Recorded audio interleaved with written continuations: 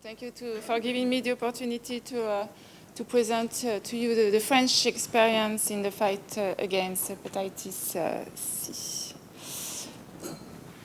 I will start also with key dates and we'll go back 24 years ago. The first national population-based survey was conducted in 1994 among nearly 6,300 volunteers randomly selected from consecutive individuals attending medical checkup. Available results in 1997 estimated anti-HCV prevalence at 1.05%, representing between 500,000 and 650,000 individuals. Among them, only 24% were aware of their HCV status before enrollment in the study. During the next 5 years, 2 consensus conferences on hepatitis C were organized and 2 national programs developed. The first national plan involved 6 programs on prevention of new infections, that is HCV transmission, enforcement of screening access, improvement of care management, implementation of a surveillance system, clinical research, and evaluation. In particular, this program was planning to reach a proportion of 75% of anti-HCV individuals screened and a proportion of 80% of treatment among those eligible to a therapeutic indication. As we will see, these objectives have been only partially achieved. The year 2004 was rich in actions with the first seroprevalence survey among AD youth, INRS-COCLICO study that was initiated in particular to assess the prevalence of HCV infections and its risk factors. Also, the second seroprevalence survey in the general population was launched to obtain new estimates of HCV prevalence nationally and also regional prevalence estimates. It also contributed to the evaluation of the 2 past national programs. And it was estimated from this survey a prevalence down compared to 1994 and the knowledge of HCV status rising sharply, even so below expectations of the first national plan. In 2009, the third plan was initiated following the need to improve the prevention and detection of more precarious and more exposed population to hepatitis B and C, to improve the practice of screening and to reorient patient care arrangements to the liberal sector. In 2012, the HEPATER project started with the constitution of a national cohort of HBV and HCV infected individuals. Today, nearly 21,000 people are included in HEPATER.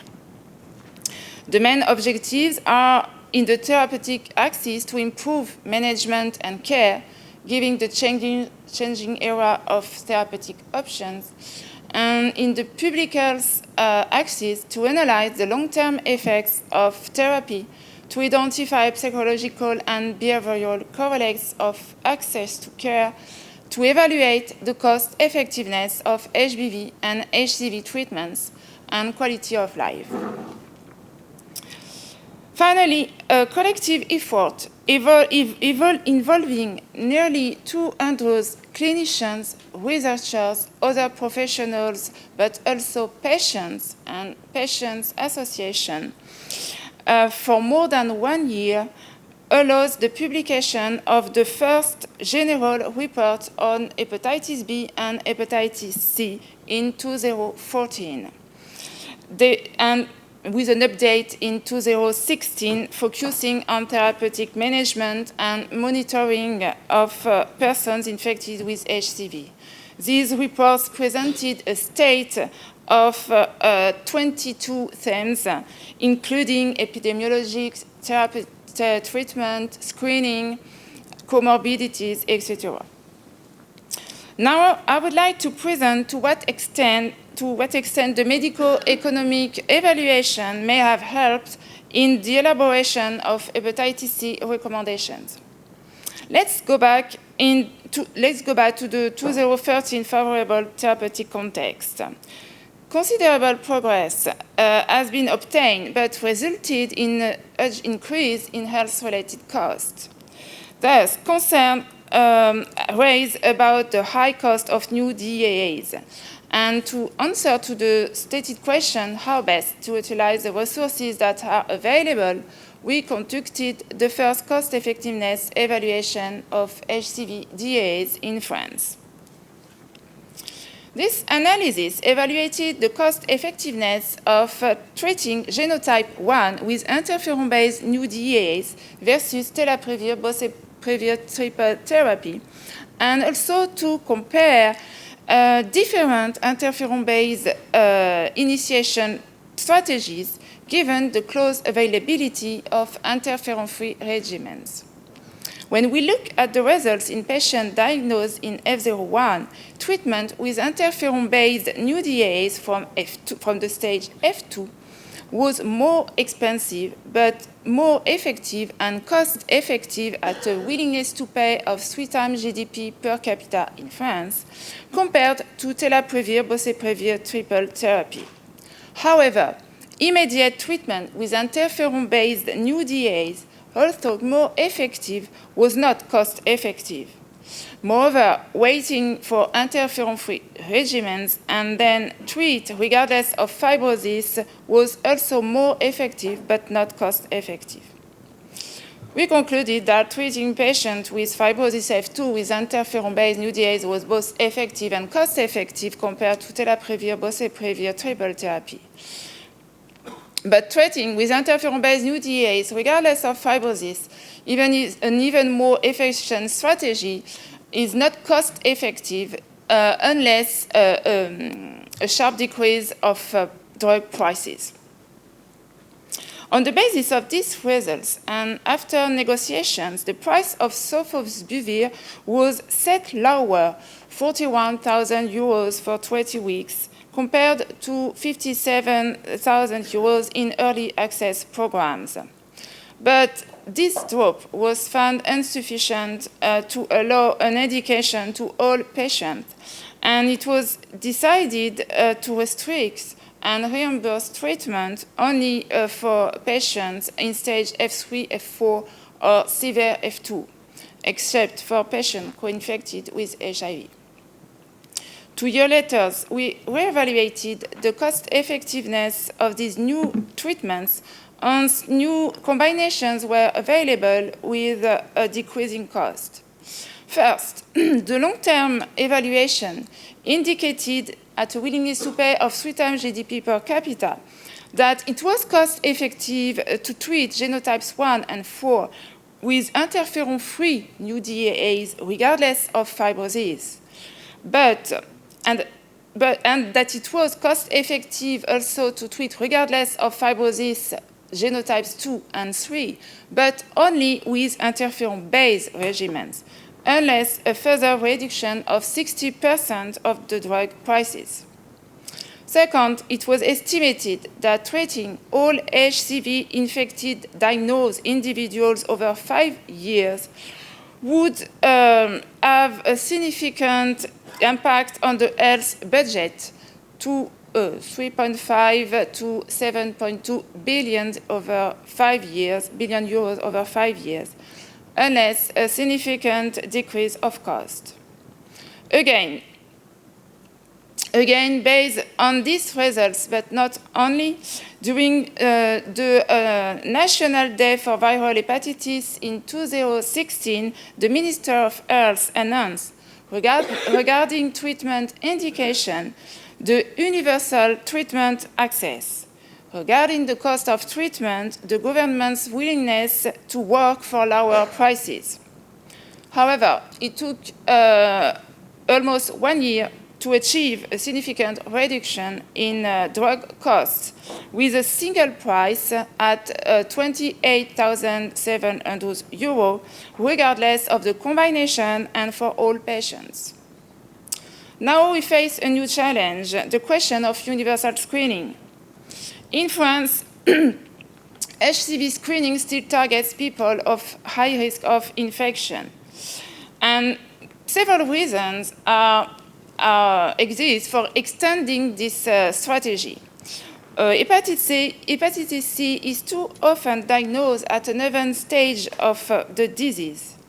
Second, we have now very effective and well-tolerated treatments, and we'll also have rapid screening tests, allowing an interesting complementary offer. Then, in this context, we assess the cost-effectiveness of different screening strategies compared to risk-based screening S1. Several different strategies were tested, either targeting male sex or age cohorts, and a fifth strategy was tested that would screen all adults 18 to 80 years. Assuming treatment initiation regardless of fibrosis and immediately after diagnosis at the price of €28,700 the cure, targeting all people aged 40 to 80 was associated with the lowest cost-effectiveness ratio, leading this strategy to be cost-effective at a willingness to pay of one-time GDP per capita. Also associated with the highest cost, universal screening was even more effective than targeting all people aged 40 to 80, and remain cost-effective at a willingness to pay of one-time GDP per capita. Based on these results, the most recent French recommendation of the Association for the Study of the Liver called for extending HCV screening to all adults. They propose to screen every adult at least once in their life, either by viral serology through standard blood sampling or by rapid screening tests, combine HBV, HCV, and HCV screening, and recommended that all screening tests must be reimbursed. But in France, that is the Haute Autorité de la Santé that directs public authorities on the decisions regarding recommendations and reimbursement of medical products and services. And to date, the Haute Autorité de la Santé has not changed its recommendation for hepatitis C screening, but is currently considering expert recommendations and our study in light of future recommendations. The AFF also recommend universal treatment through simplified care paths. To aim HCV treatment prescription by all physicians, treatment monitoring performed by non-medical caregivers, and DAs available in all pharmacies. This year, during the Hepatitis National Day, the government reminded that among the flagship measures of its prevention priority plan, a strong action for the elimination of hepatitis C by 2025 is registered. This requires collectively addressing the two main challenges of access to treatment, bringing care closer to the most exposed people, and strengthening screening. He also stressed, in particular, the importance of reconsidering the model of specialized hospital therapeutic management to bring prevention, screening, treatment, and follow-up closer to the people, promoting proximity screening with rapid screening tests, and continuing the work of local centers such as XABA and Caritas. Finally, I would like to present this visible result of our fight against hepatitis C.